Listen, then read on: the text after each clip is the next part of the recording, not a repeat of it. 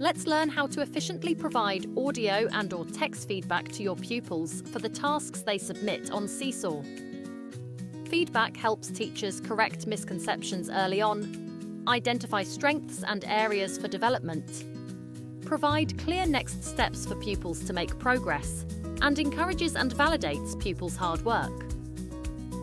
So after a pupil completes an early literacy activity in Seesaw, a red bar will appear in your Seesaw class, prompting you to review their work. You can tap Review, and you will see a list of work waiting to be approved. This is also where you can efficiently provide feedback. You'll want to first click through the pupil's work if there are several pages, listen to any videos or recorded audio, and check any auto-marked assessment scores. Then, simply click Comment. From here, you can quickly type a comment, or tap the microphone icon to leave an audio comment instead.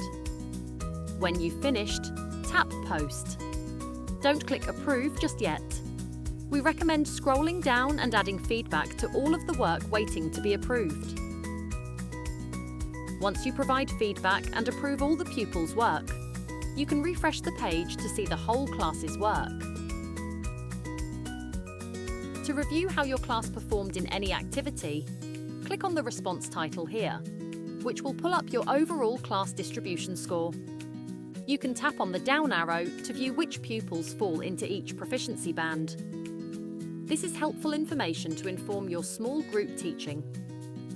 As you scroll down, you will see the individual question level data here. Again, tap the down arrow to see how pupils responded to each question.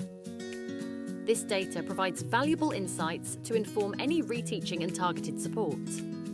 And that's it. Feedback supports pupils with their literacy progress. It's quick and easy to do in Seesaw.